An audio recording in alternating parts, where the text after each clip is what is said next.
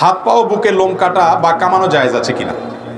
হাত পায়ে অথবা বুকে যদি অতিরিক্ত লোম হয়, অনেক সময় অনেকে কাটে, এগুলা কাটা বা রিমুভ করা জায়েজ আছে কিনা? এর উত্তর হলো যে মানুষের শরীরে যত লোম আছে সেগুলো 3 প্রকার।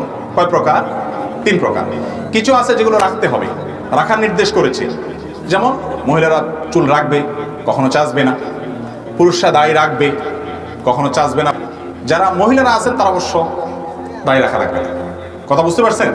যারা মহিলারা আছেন আপনাদের কি লাগবে না? দাড়ি রাখা লাগবে না। যারা পুরুষ আছেন তাদের কি করতে হবে? দাড়ি অবশ্যই রাখতে হবে, এটা ওয়াজিব। তাহলে পশম কিছু আছে যেগুলো রাখতে হয়, সেগুলো রাখতে হবে, কাটা বা ছাটা যাবে না। আর কিছু আছে যেগুলো চাচতে হবে বা ছোট করতে হবে, যেমন মোজ ছোট করতে বলা হয়েছে। তারপরে আপনার বগলের নিচে, নাভির নিচের পশম, অবাঞ্ছিত লোম, এগুলো চাচতে বলা হয়েছে। এগুলো চাচাটাই হলো সুন্নাহ, এগুলো বড় করা যাবে না, রাখা যাবে না, চাচতে হবে।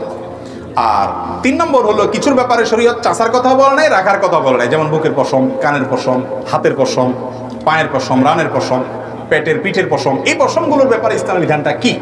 এর উত্তর হলো, যেহেতু শরীয়ত রাখার নির্দেশও করে নাই, আবার চাচতেও নির্দেশ করে নাই, এই জন্য কোনো মানুষ যদি অসুবিধা ফিল করেন, অনেকের অনেক বেশি থাকে, খুব ডিস্টার্বিং হয়, তাহলে সে যদি কাটে ছাটে কোনো অসুবিধা নাই।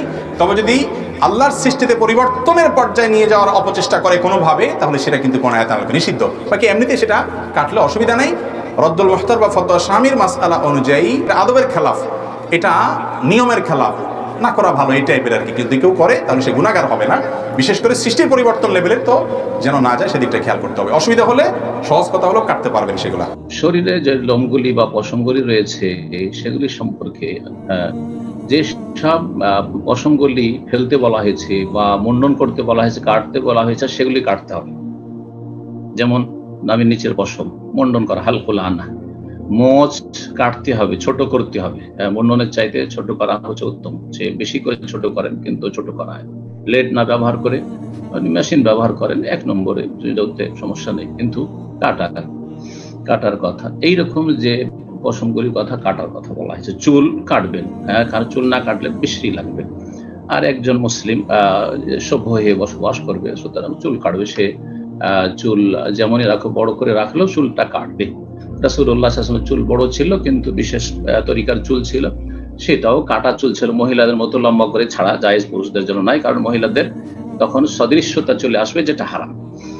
তাহলে আমরা জানতে পারলাম যে সব চুল বা লোম কাটার কথা রয়েছে, মুন্ডনের কথা রয়েছে শরীয়তে, সেগুলো মুন্ডন করতে হবে, কাটতে হবে।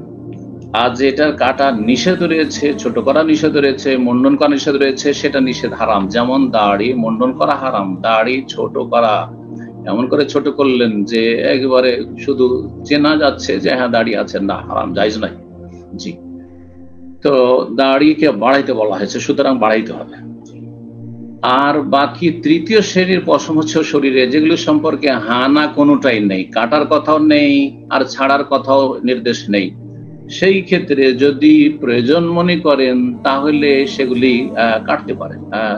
সেগুলো তো যদি সেগুলি আপনার কষ্টদায়ক বা বিরক্তিকর হচ্ছে, অনেকের বেশি বড় হয়ে যায়, কাটতে পারেন। আর না হলে আসল হচ্ছে যে কাটবেন না, পুরুষ আসল হচ্ছে যে কাটবেন না। বুকের চুল পুরুষদের জন্য এটি সৌন্দর্য, বুকের চুল, এমনকি হাতের পায়ের চুল পুরুষদের জন্য একটা সৌন্দর্য, সুতরাং সেগুলি কাটবেন না, রাখবেন।